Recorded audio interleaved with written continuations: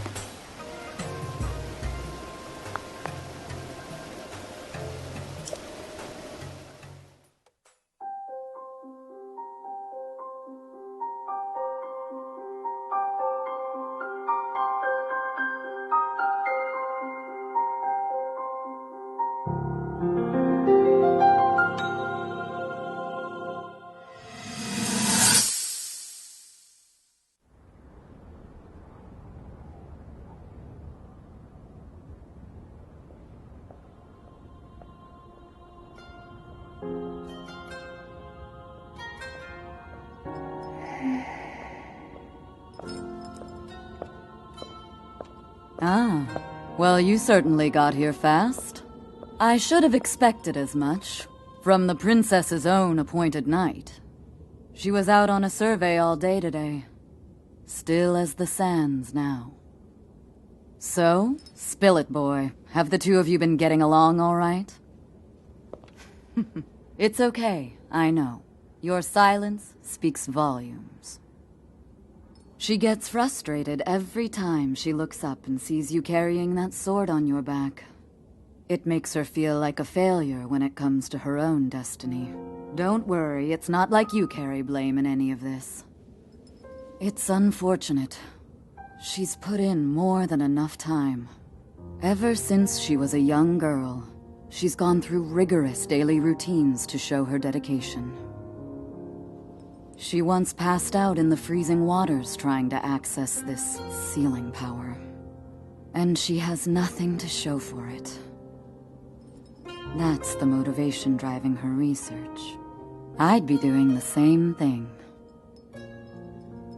She really is quite special. You be sure to protect her with your life. It's quite the honor. The night brings a chill. It's probably time we take her in. Or...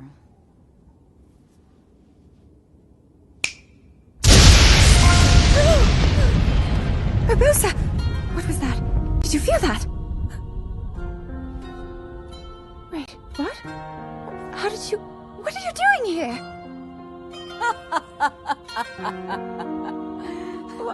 What's so funny? Huh?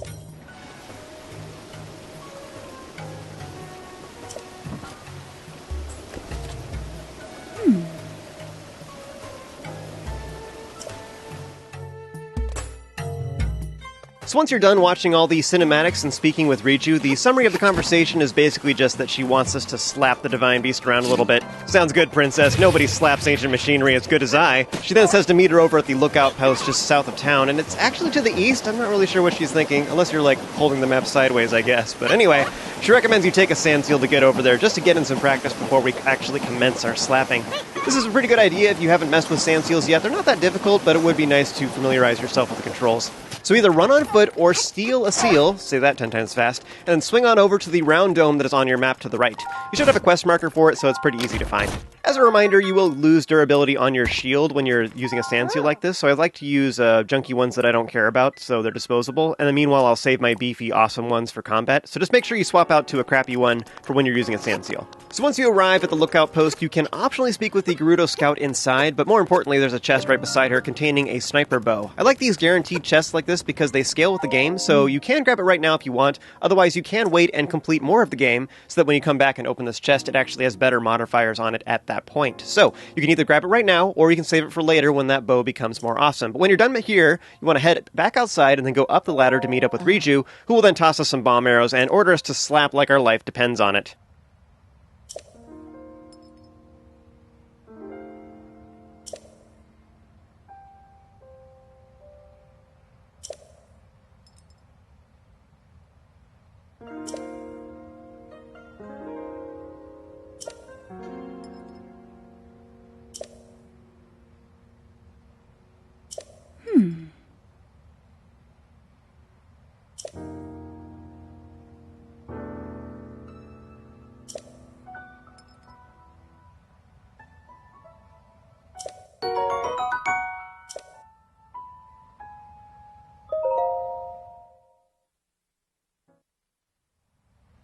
Zap?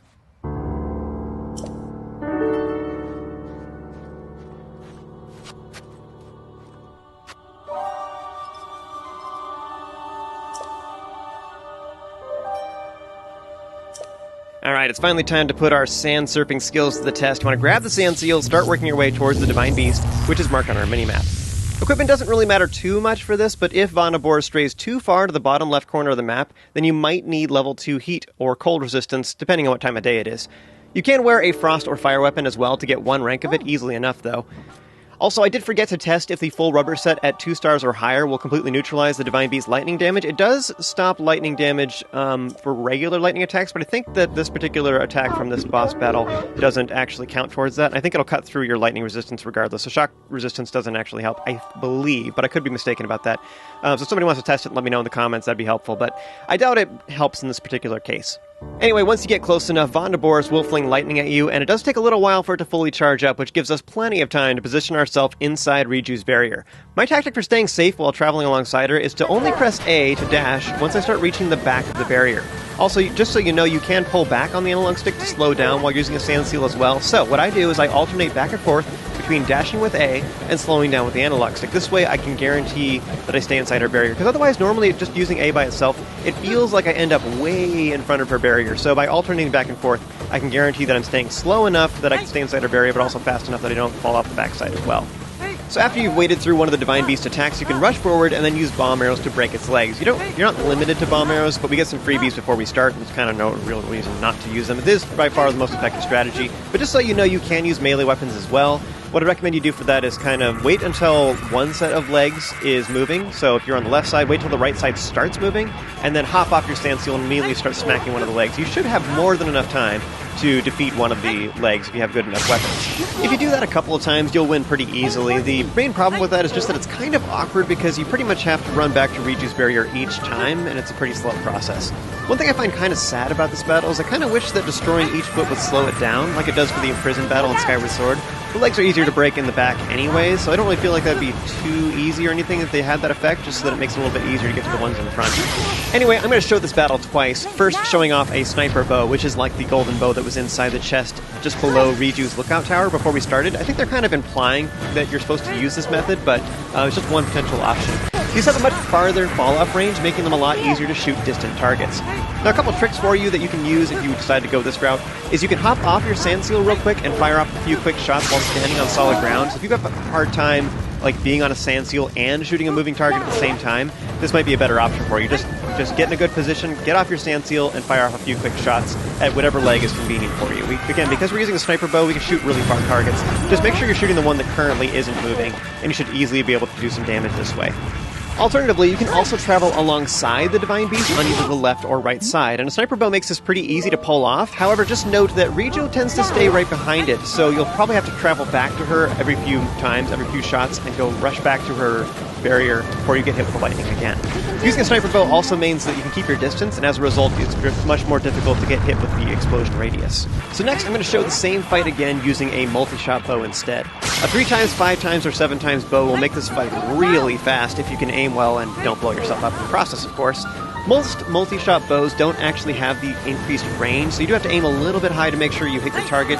But just so you know, the Great Eagle bow that you get as a reward for completing Vah Meadow is a multi-shot sniper bow, which makes it really good for this fight. So just consider bringing that if you have access to it. It was very effective here.